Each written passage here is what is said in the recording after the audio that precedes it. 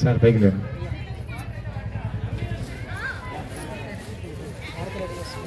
మా ఒక పళ్ళెం పెట్టాలి. ఎవరన్నా పండ్లు తీసుకొస్తే అవన్నీ దాంట్లో పెట్టించండి. ఒక్కొక్క వస్తువు మళ్ళా ఇక్కడంతా పేరుకుపోతుంది. పండ్లు తీసుకొస్తే ఆ పండ్లని వాటిల్లో పెట్టించేసేసేయండి. నైవేద్యం ఆఖరిలో పెడదాం.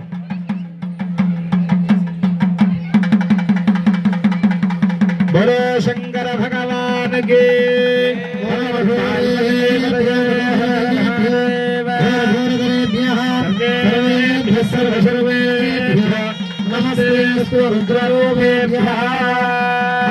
పార్వతీమదయే హర హర మహాదేవ శంభో శంకర.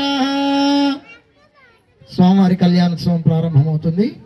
అందరూ నిశ్శబ్దం పాటిస్తూ కళ్యాణాన్ని శ్రద్ధగా తిలకించవలసిందిగా విజ్ఞప్తి. మహాశివరాత్రి పర్వదినం సందర్భంగా ప్రదోష కాలంలో స్వామివారి యొక్క ఆలయ ప్రాంగణంలో ఉమామహేశ్వర స్వామివారి యొక్క తిరుకల్యాణ మహోత్సవం నిర్వహించుకోబోతున్నాం. స్వామివారి ఇక్కడ విశేషమైనటువంటి అలంకారంలో మనందరికి కూడా దర్శనమిస్తున్నారు. చక్కగా నమస్కారం చేసుకొని కళ్యాణం జరిగే ఆద్యంతం పూర్తయ్యేంత వరకు కూడా అనవసరమైన విషయాల గురించి ఆలోచన బంద్ చేసుకొని కేవలం భగవంతుడి యందే మనస్సు లగ్నం చేసుకొని ఉండండి.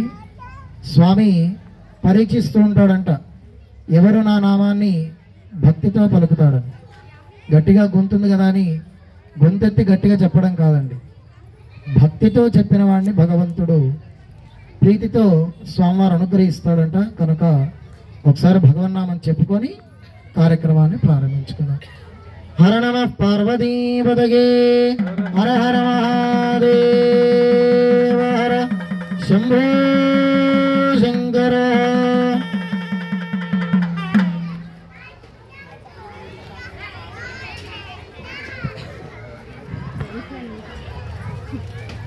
ఓం నోరీరిషోమాపరాధాః येन सपत्नापदे भवन्तीन्द्राग्निभ्यामवबाधामहेतान् असवो रुद्रादित्यामुपरिस्पृशम् मोग्रम् चेत्तारमधिराजपक्रम् अर्वाञ्चमिन्द्रममुदो हवामहे योगोजुद्धरजतस्वदिद्यः निमन्नो यज्ञम् बहवेदुषस्वास्य कुर्मो हरिवो मेदिनन्द्वा देवीम् वाचमनयन्त देवास्ताम् विश्वरूपाः पशवो वदन्ति सा नो मन्द्रेषमूर्जन्दुहानाथेनुर्वाकस्मानुपशिष्टुदैतु अयम् मुहूर्तः सुमुहूर्तो अस्तु एतम् मुहूर्तकाले सूर्यादीनाम् नवानाम् ग्रहाणाम् अनुकूलता बलसिद्धिरस्तु.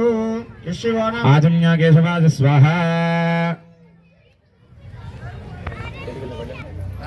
हरे శ్రీకృష్ణాయ నమః.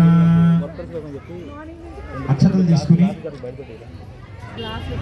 దైవాన్ని ప్రార్థన చేయండి, ఇష్ట దైవాన్ని ప్రార్థన చేయండి, కులదేవతల్ని ప్రార్థన చేయండి, మీ యొక్క పెద్దవాళ్ళని కూడా ప్రార్థన చేసుకోండి. ఎందుకంటే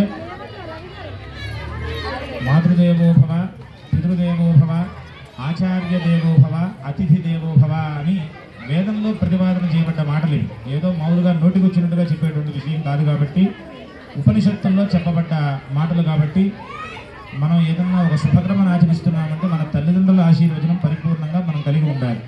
అలాగే మన గురువులు ఎవరినైతే మన యొక్క అజ్ఞానాన్ని పోగొట్టి మనకు ధర్మం అనేటువంటిది చూపిస్తారో వాళ్ళని గురువుగా భావిస్తాం కాబట్టి ఆ గురువు యొక్క అనుగ్రహం ఎక్కడ ఉన్నా కూడా మనకు కలగాలి అని ప్రార్థన చేయాలి.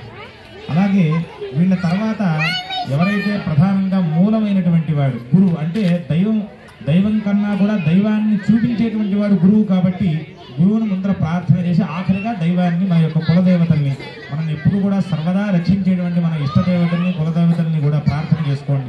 ఇష్టదేవతాయే నమః, కులదేవతాయే నమః. యశవో నామరూపాభ్యాం యాదేవి సర్వమంగళ తయో సంస్మరణాత్మక